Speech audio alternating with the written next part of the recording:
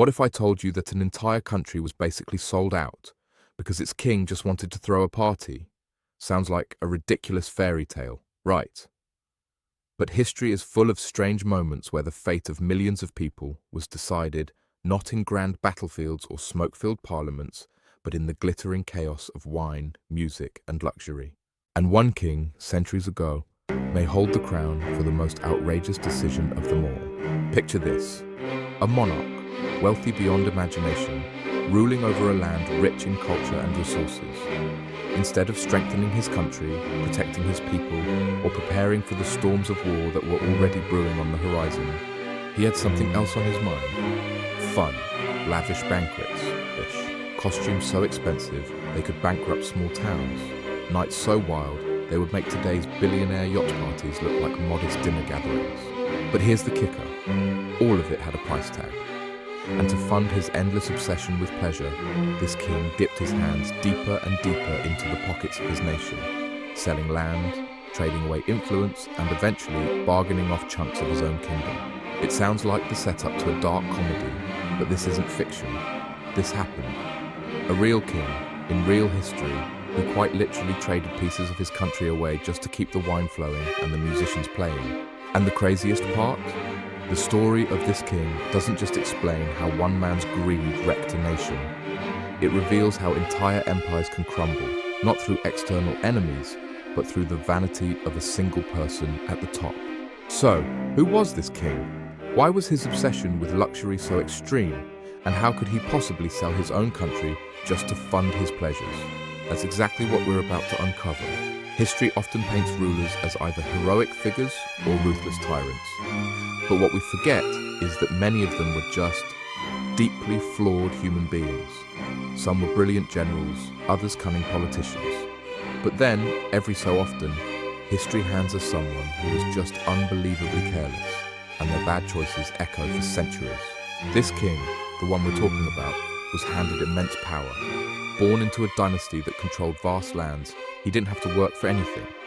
His entire life was one long parade of luxury, from silk-lined cradles to diamond-encrusted thrones. And when you grow up in a world where no doesn't exist, you start to believe your pleasures matter more than the survival of your people. But here's where it gets interesting. He didn't simply waste money. No, he made deals, shady deals. Deals where land was traded away for cash. Deals where whole provinces were pledged like poker chips at a casino.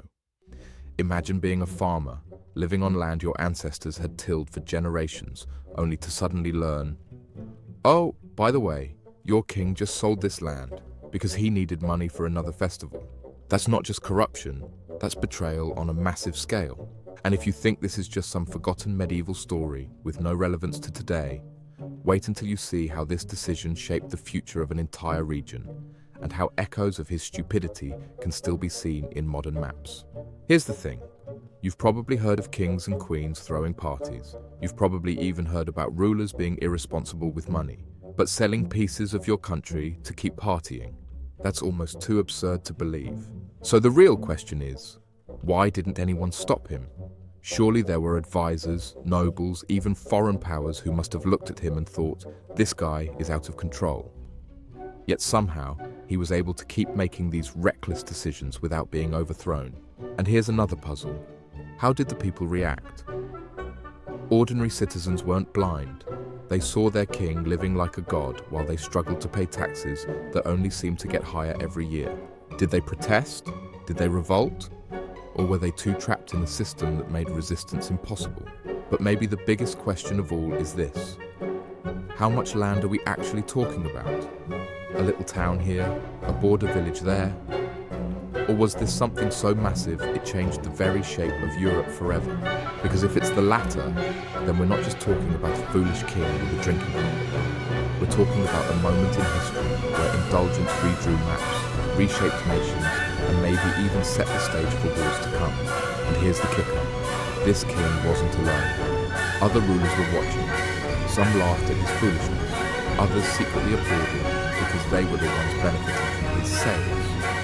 And together, they turned one man's weakness into their own advantage. So, what really happened?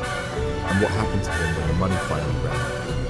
Let's find out. The king we're talking about is Charles II of Spain, often called El Hechizado, the Bewitched. Born sickly and raised in extreme privilege, Charles was the last Habsburg king of Spain. He loved extravagant celebrations, but he had neither the willpower nor the skill to rule effectively. Spain, once the most powerful empire in the world, was already in decline by the time he took the throne.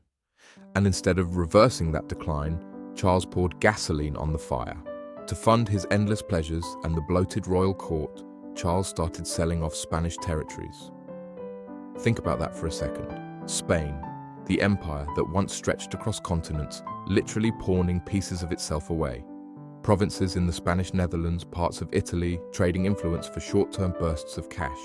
Each deal made the kingdom weaker, more vulnerable, and more dependent on its rivals. And of course, people noticed. Nobles grumbled, the church worried.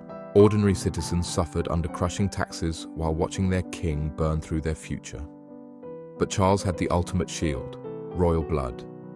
In an age when monarchy was considered divine, overthrowing him wasn't really an option. So the madness continued. The result?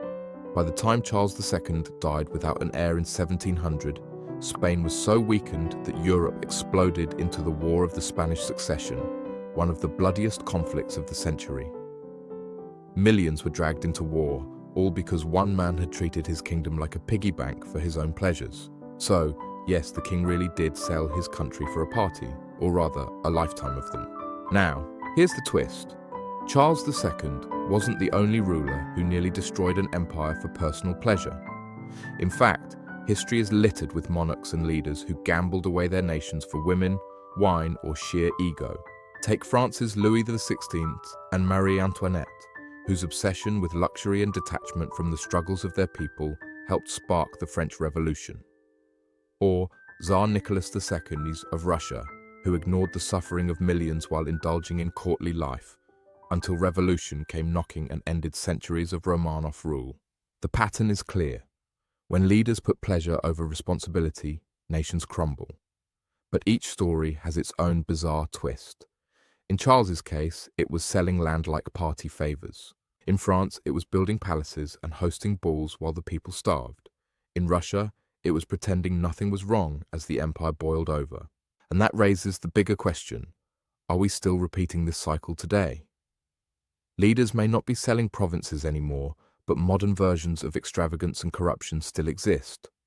So what happens when today's rulers value their image, luxury, or ego more than the people they serve?